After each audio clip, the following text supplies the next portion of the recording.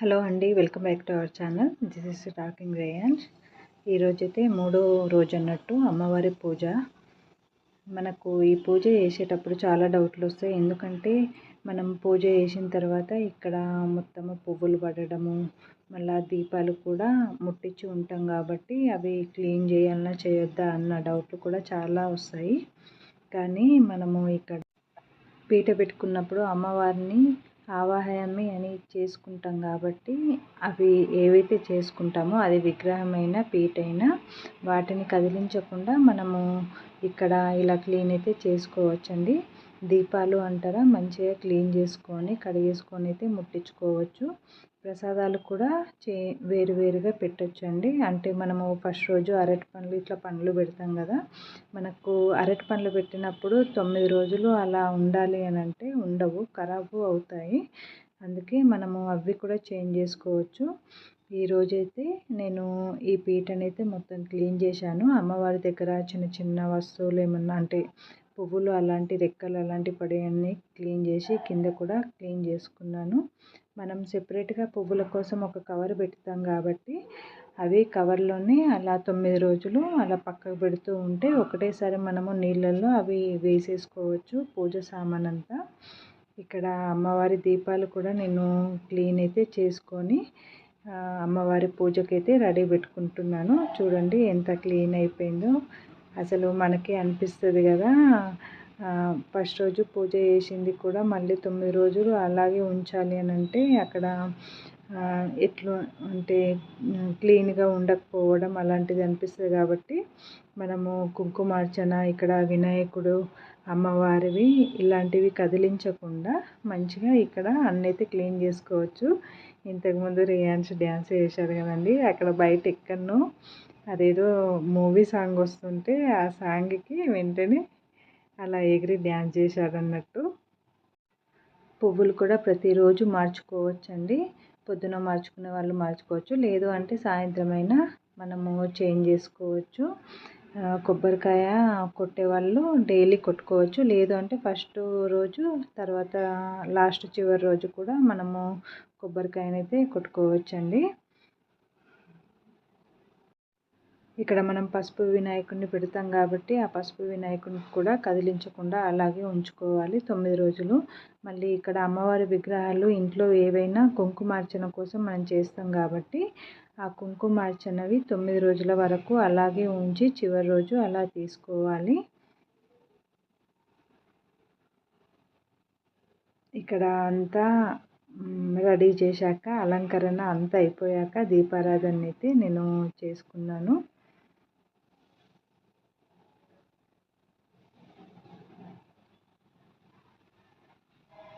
మనం ఇక్కడ అమ్మవారికి కుంకుమార్చన చేసినప్పుడు ఆ కుంకుమ మనం చివరి రోజు వరకు అలాగే ఉంచుకోవాలండి. ఎందుకంటే మళ్ళీ ఆ కుంకుమని మనం పెట్టుకుంటే మళ్ళీ అమ్మవారిని తీయాల్సి వస్తుంది. ఆ 9 రోజులు అలాగే ఉంచుకోవాలి.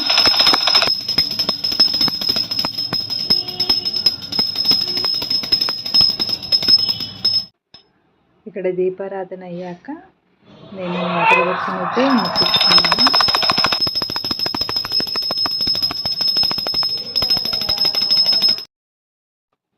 మళ్ళీ ఇక్కడ సేమ్ ప్రతిరోజు మనం ఎలా చేస్తామో అలాగే అమ్మవారి పూజనైతే అంగపూజ, మళ్ళీ షోడోపచార పూజ, సహస్రనామాలు అలాంటివి అయితే జపిస్తూ కుంకుమార్చన చేసేటప్పుడు మనం కుంకుమని అమ్మవారి మీద వేసుకుంటూ అమ్మవారి నామాలు అయితే చదవాలండి. మళ్ళీ ఇక్కడ పూజ స్టార్ట్ చేసేటప్పుడు దీపానికి పసుపు కుంకుమ అక్షంతలు వేసి ఒక పువ్వు పెట్టి మనము దీపారాధన చేసుకున్న తర్వాత యథావిధిగానైతే పూజ అయితే కంప్లీట్ చేసుకుని అమ్మవారికి హారతి ఇచ్చుకున్నానండి. కొబ్బరికాయ కొట్టుకుంటే కొట్టుకోవచ్చు, లేదు అని అంటే ఇలా దీపారాధన వేసుకొని అయితే అమ్మవారికి పూజ అయితే చేసుకోవచ్చండి. తర్వాత నేను ఈరోజు అమ్మవారికి అయితే నైవేద్యము పానకం చేశాను, మళ్ళీ పులిహోర వేసాను. నైవేద్యం చేయకపోయినా కానీ మనం ఇక్కడ ప్రసాదము పానకం పెట్టి పండ్లు కూడా మనము అమ్మవారికి సమర్పించుకోవచ్చు. మళ్ళీ పూజ చేసేటప్పుడు ప్రతిరోజు ఎవరికైనా మనం భోజనం మన శక్తి మందం భోజనం అయితే పెట్టుకోవాలి. లేదు అంటే లాస్ట్ చివరి వారమైనా మనము ఎలాగో తాంబూలం ఇస్తాం కాబట్టి ఆ రోజైనా మనము ఒక్కరికైనా మన శక్తి మందం అయితే భోజనం అయితే పెట్టుకోవచ్చండి. అమ్మవారికి ఇలా నేను నైవేద్యం అయితే సమర్పించుకున్నాను. అమ్మవారికి సుగంధం అంటే చాలా ఇష్టము.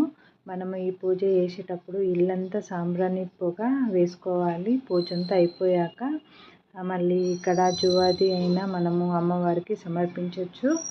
మళ్ళీ కర్పూరం కూడా మనం ఇక్కడ అక్షంతలలా కలిపి అమ్మవారికి సుగంధం వచ్చేటట్టు మాత్రం మనము చూసుకోవాలండి. ఇక్కడ పూజ అంతా అయిపోయిన తర్వాత దీపాల దగ్గర పసుపు కుంకుమ అక్షంతలు వేసి చివరిసారిగా మనము దీపానికి అయితే నమస్కారం చేసుకోవాలి. మంచిగా మనం రెడీ చేసిన తర్వాత ఎంత అందంగా కనబడతారు కదా అమ్మవారిని. అలా పూజ అంతా అయిపోయాక మనం కొద్దిసేపు అలా అమ్మవారిని అలా చూస్తూ ఉండాలి అనిపిస్తుంది. అంత అందంగా కనబడతారు. అమ్మవారికి అయితే ఇక్కడ సాంబ్రాణి పొగనైతే ఇచ్చానండి. ఇల్లంతా సాంబ్రాణి పొగ ప్రతిరోజు మనం సాయంత్రం అయితే మనము ఇల్లంతా చూయించుకోవాలి. ఇల్లంతా సుగంధం వచ్చేటట్టుగా ఎప్పుడు మనము అలా ఉంచుకోవాలండి. అమ్మవారికి చాలా ఇష్టం సుగంధం వచ్చినప్పుడే మనకు ఒక పాజిటివ్ ఎనర్జీ అనేది ఇంట్లో అయితే ఉంటుంది. ఇక్కడనైతే నేను ఇలా రెడీ పెట్టుకున్నాను. ఒకసారి అయితే చూడండి. మనం వినాయకునికి అయితే బెల్లమైన నైవేద్యం పెట్టచ్చు, అరటిపండు అయినా నైవేద్యం పెట్టచ్చు. వినాయకునికి బెల్లం అంటే ఇష్టం కాబట్టి నేనైతే బెల్లమే నైవేద్యం పెడతాను.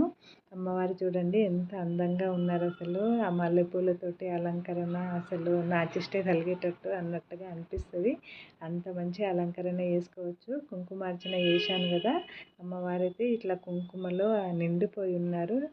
అసలు చాలా అందంగా కనబడుతున్నారు. నాకైతే మీకు కూడా కనబడితే కనుక నిజంగా కామెంట్ చేయండి.